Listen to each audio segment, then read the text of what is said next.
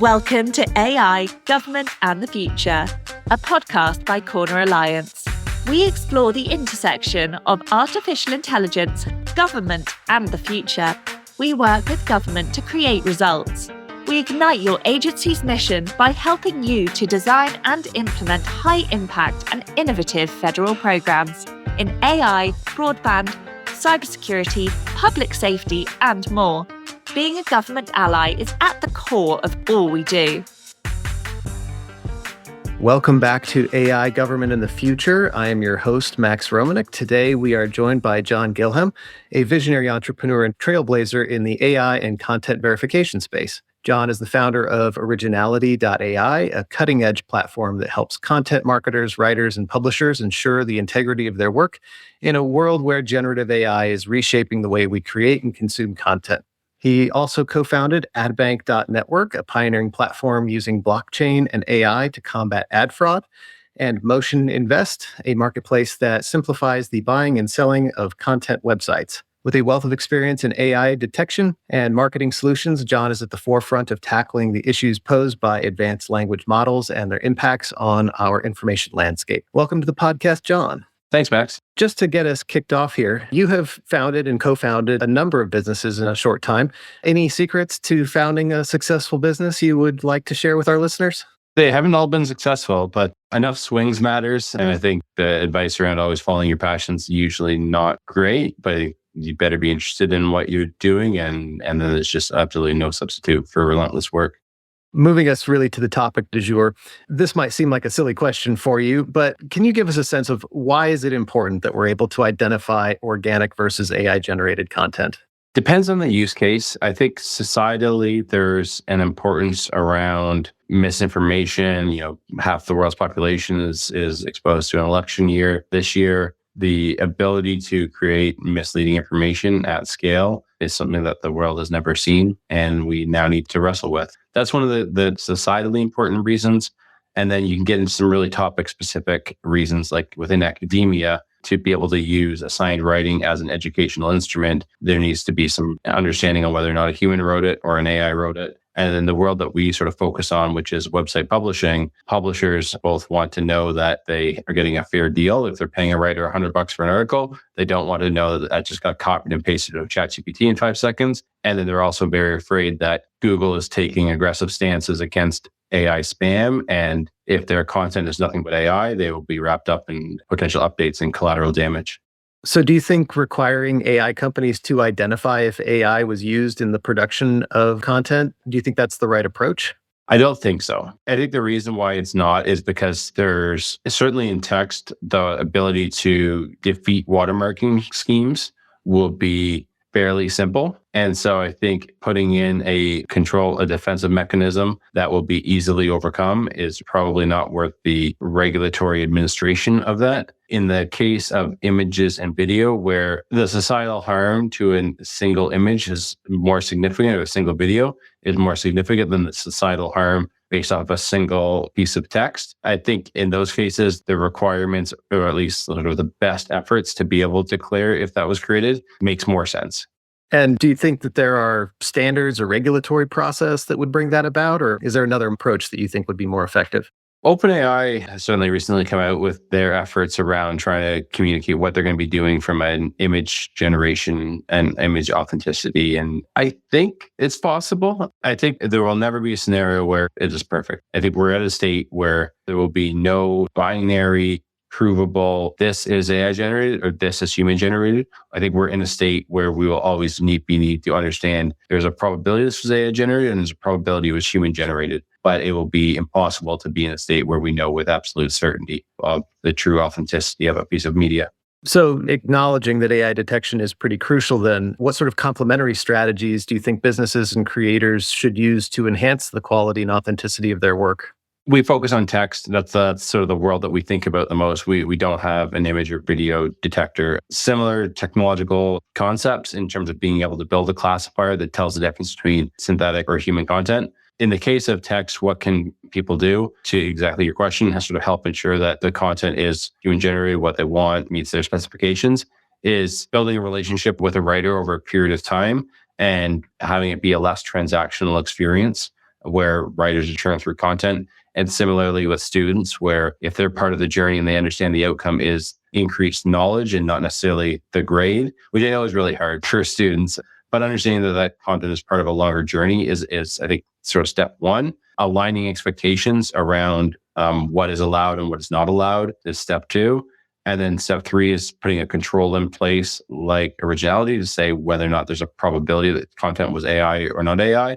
And if there is potentially a false positive, which can happen about 2-3% of the time, where a detector will say incorrectly that we think this content is AI, even though it was written by a human, having other mechanisms in place to be able to visualize the creation process. So we have a free Chrome extension. So if somebody writes the document in Google Chrome, there's a bunch of metadata behind around every one of those revisions that has occurred that can be visualized. And then kind of between the relationship, the overall understanding of the goal, the relationship, the alignment around the procedure, the control within a detector, and then a fail-safe around, okay, maybe this was a false positive. Let's visualize the creation process, hopefully produce a fairly trusted environment for everyone to be operating without anyone getting falsely accused or ripped off by writers using AI.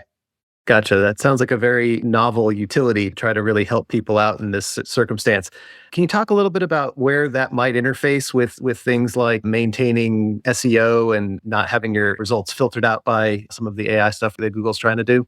Google's in a really tricky spot where the company, and sort of Alphabet, Google needs to be this AI forward, leading the charge on generative AI company.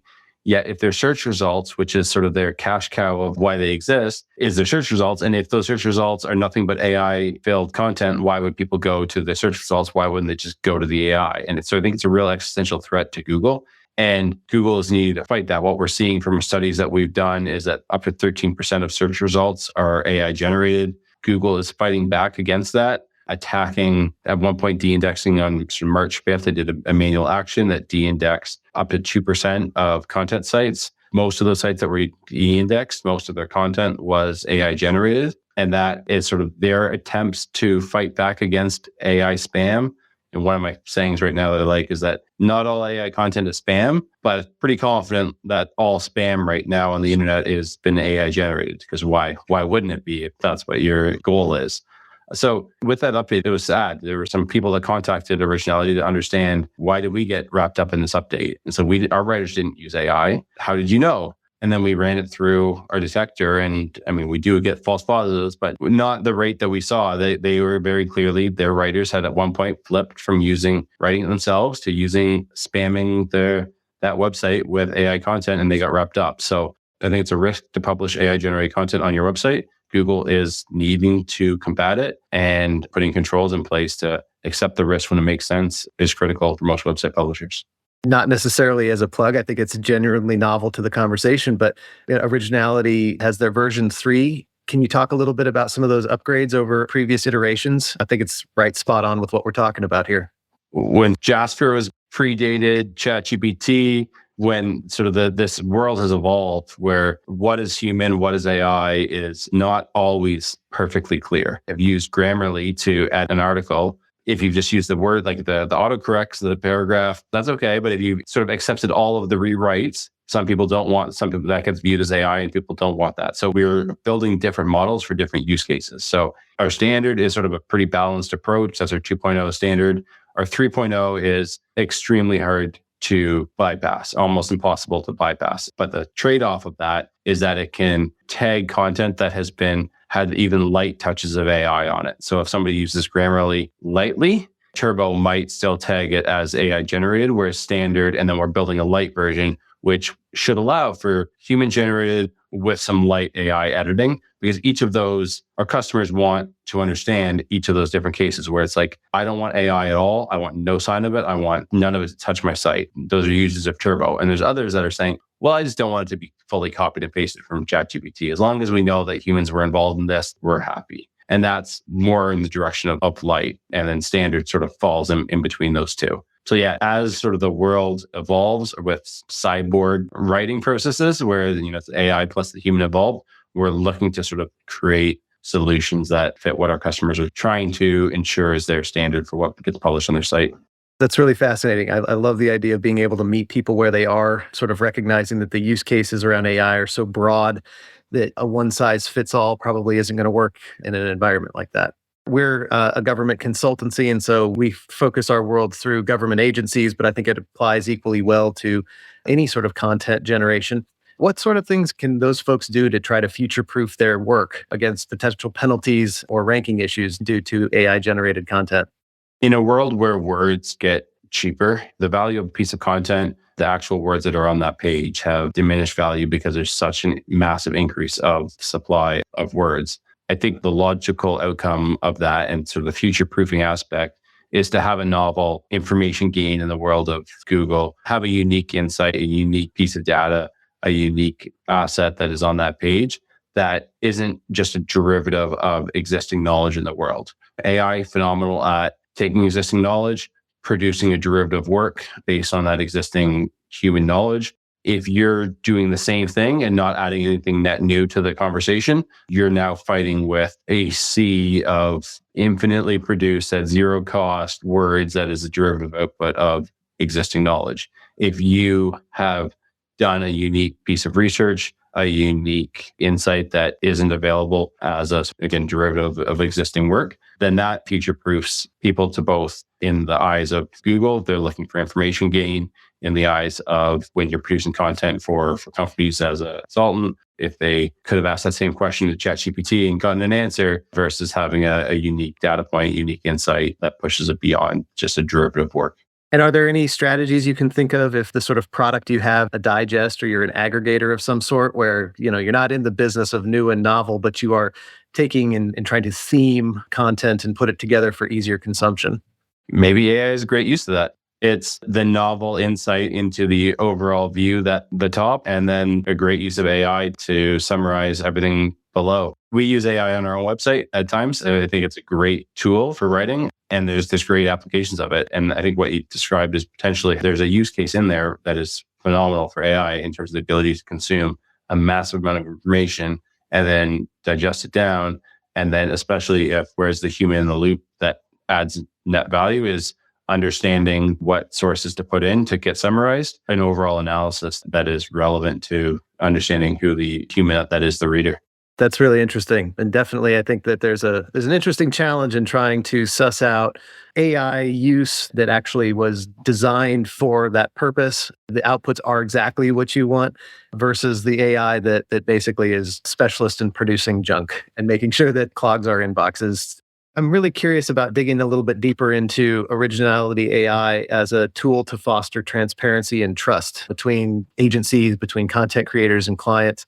Can you talk a little bit more about that? We find ourselves in a situation with our clients who have a fairly limited understanding of how something like that can work and what its positive aspects are. And that we're always looking for new ways to try to educate them around how you can use tools like that to really further the relationship rather than categorize all the ways where the relationship is risky. When we started building this tool, we really thought we were on the side of, and we still think we are, on the side of writers, that we felt like our tool stood between writers and being competed against with anybody, even if regardless of their writing capabilities, because they had access to ChatGPT. Best writers in the world, sure, don't have to worry. But certainly for someone that writes as like me, ChatGPT is a way better writer than I am. And so in terms of trust and transparency within the clients, what we have seen is it being used both very effectively to achieve that outcome of, great, you're my writer, we have a relationship, we are eager to have you continue to work with us. We don't want AI, we're going to use Originality as a check, and we have this control if this tool potentially fails to ensure that we don't have a false positive, and the relationship continues on a trusted basis. Everyone's happy.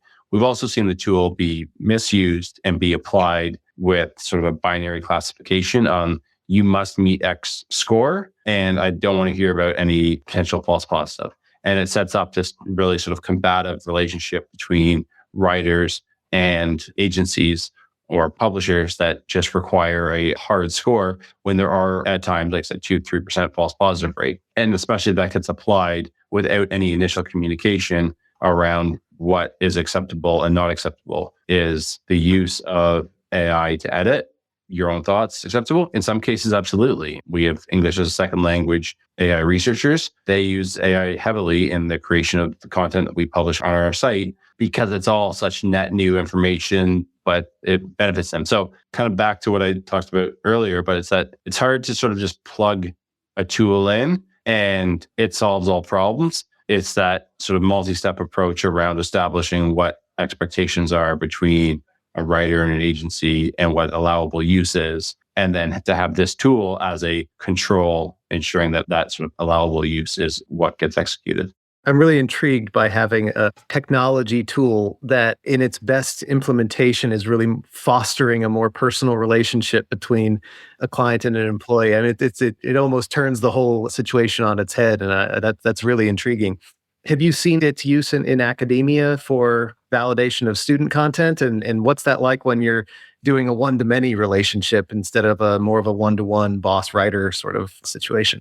AI is being abused in academia. There's no question about it that AI cheating is extremely prevalent. When we first launched, we went and spoke with academia, all sort of generalized, but had some conversations. We came from the world of content marketing, but we saw that this was such a clear use case within academia. I had some conversations about trying to understand, like, what is your academic enforcement mechanism right now? What triggers that? And what we saw is that the consequences of being tagged with academic dishonesty is very, very high. And as a result, and rightfully so, the burden of proof is also extremely, extremely high and needs to be applied with a binary guilty or not guilty lens. Detectors will never be that. And so I think we're the only AI detector in the world that recommends our tool not be used within academia and definitely recommends our tool not be used for academic disciplinary action.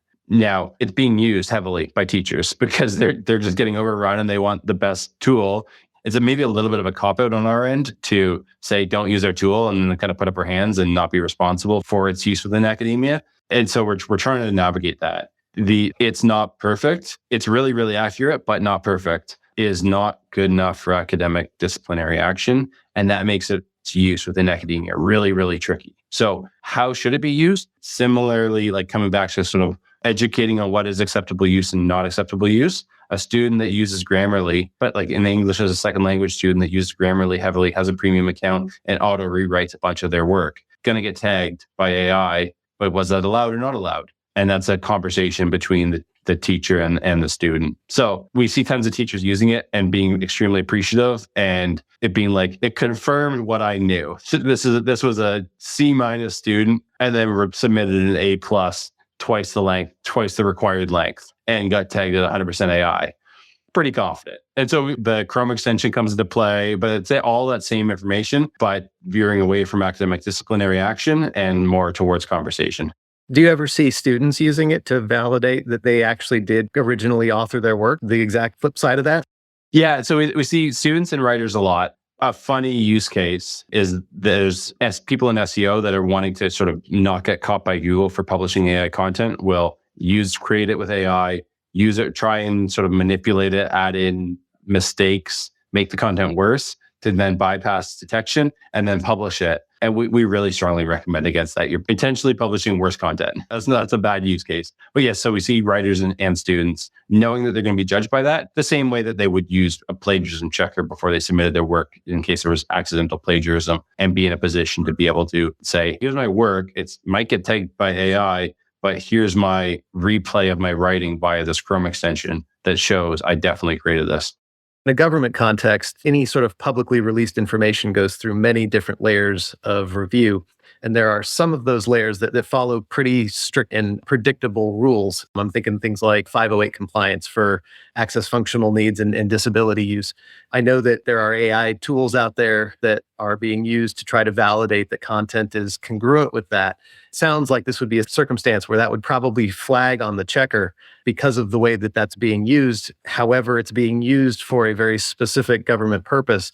I feel like this is another instance where you would have your tools fostering that relationship between the content generators and the PIO folks that are needing to validate that it meets criteria. Would you agree with that? Maybe. I would say what we've seen is that we are a great tool inside an editorial process. There are times where the existing editorial process is so intense and so elevated that they don't really care whether it was AI or not, because there were so many humans in the loop reviewing that piece of work. An example of that is top tier editorial magazines, newspapers, etc., where they're writing for impact, they're writing, and that's the lens that they're being evaluated on. And if AI was used, it's usually not that's usually not the case, because it is almost always net new information that isn't a derivative work. We see the largest newspapers in the world rarely use us. And I think it would be similar within a sort of a process that you described, where whether it's AI or not, there's other checks that are more important for it to meet. If you were to briefly put yourself into the shoes of a government agency who is looking to be able to articulate sound policy, sound regulations around AI usage, what would be some of the things that you would be identifying and be really concerned about, making sure that you are providing good guidance for the people you serve and making sure that the quality of the content you're producing meets a certain standard? So from a regulatory standpoint, I think the locations where societal harm can come from the smallest input is the location to, I think, focus the regulatory. And I think that's video, images, audio. That's where verifying authenticity is going to be a big deal. I saw there's sort of a statement around if there's ever a video that comes out or a photo, the sort of right strategy from a political standpoint, and this is the wrong strategy, but is to go get a bunch of AI manipulated images of that exact same image. And then it would be hard to figure out which one was which, and this sort of obfuscation through noise.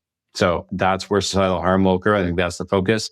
In terms of the content that is being produced by the government, I think where AI is going to cause harm, AI text is going to cause harm within a government is if it gets unleashed without a human in the loop, and ensuring. So I think there's a whole range from, the most controlled document that gets published down to marketing material that gets put out by a local BIA. There's a big range in content. I think where the highest risk exists is offensive hallucinations that get published at more like the level where there's fewer humans in the loop. And so I think ensuring that there is a requirement that there will always be humans in the loop. And if those controls are limited to one human, then potentially AI detection being required as part of that control process to know if, crap, we better make sure that there were no hallucinations in this because this was likely AI generated. Have you had any interactions with any sort of governmental agency in any country that is thinking along those terms? So we don't have anyone. I'd say I'm unfamiliar with any conversation at the level of saying this is required across the entire organization. However, we have a lot of interactions with companies like a BIA or a government agency that is in the business of publishing content to be consumed by users and has a editorial control process that is a lighter editorial control process where it's a writer and an editor and then hit publish. And in those situations, originality is being used to help ensure that the other pocket that we're seeing used within government is within the world of IP. Big question mark there on copywriting, AI generated work, a patent that has been AI generated. Big question mark that I'm not fully capable of answering, but it's an interesting one. Definitely sounds like there's a lot to do in terms of sussing that stuff out. And the patent and trademark offices in every country obviously are not harmonized. I can't speak for everywhere, but a lot of those databases are a bit long in the tooth, to say the least. I'm also curious, just in terms of other collaborative opportunities that you've come across. I mean, we've talked about academia a bit. We've talked about content creation for web in particular, and definitely some governmental functions. Are there other arenas that you guys are focusing on, finding a lot of interest in AI validation verification? Yeah, so maybe in terms of where regulatory would potentially make sense is defining pockets where even AI-generated text doesn't make a lot of sense. So in one of those being sort of FTC, I could see the FTC being involved in talking about reviews and saying that you shouldn't have AI-generated reviews on your site, or you shouldn't use, the same as they say you shouldn't use fake reviews, extending that to AI-generated reviews. Questionable. I don't know about if that makes sense, but I think it's pretty clear that people don't want to read a review that was generated by an AI when they think that it was written by a human. And so we've seen a lot of interest in our tool within user-generated content platforms, especially review sites, where in some studies that we've run, we've seen up to 30% of reviews since the launch of ChatGPT having been AI generated. I think that's not a net benefit for society. Big fan of AI, but that there will be pockets that will not be all good. And I think the inability to believe reviews. What's the best headphone? Who cares? What's the best baby food for my child that has this allergic reaction? I don't want to read AI reviews. And I think that's a sort of falls under the FTC umbrella where potential regulation could be applied and it potentially makes sense. Yeah, that's really interesting. I like to ask everyone that comes on the show essentially the same question, putting yourself into the shoes of a regulator. If you were going to be providing guidance for these folks, I mean, this tends to be a pretty new topic for them. And then it's a whole patchwork of what their background is. So some people are experts in this area, and some people, this has landed on their desk, and now this is what they're focusing on. If you were to provide them any bit of guidance around how to make sure that they do the most with their role, what sort of advice would you give them? It's a unique development that is very usable by everyone. I think what I would say is use it heavily, use it, all the new tools, deploy a model yourself, depending on where they sit on the competency scale within tech. But I think the bar to use is so incredibly low that I would be very afraid of someone needing to make decisions about the restrictions on the use without being heavy users themselves. And I'd say that's the main one. Sound advice. Also, I love it when someone comes up with a new answer for that question. I don't think anybody's ever suggested go use it, kick the tires, make sure you know what you're about to regulate.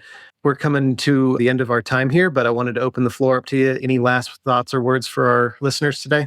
Yeah, no, it's interesting times and no new thoughts, but yeah, great questions. Interesting challenges within the regulatory world about dealing with this. So yeah, I'd say I don't envy anyone that is sitting in that role because it is going to be incredibly challenging to get mostly right. Well, thank you so much for your time today, John. This was a really great conversation. And to our listeners, we'll see you next time. Thank you.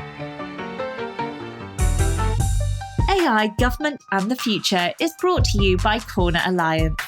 To find out more about Corner Alliance and how we work with government to create results, visit our website at corneralliance.com. And then make sure to search for AI Government Future in Apple Podcasts, Spotify and Google Podcasts, or anywhere else podcasts are found. And click subscribe so you don't miss any future episodes. On behalf of the team here at Corner Alliance, thanks for listening.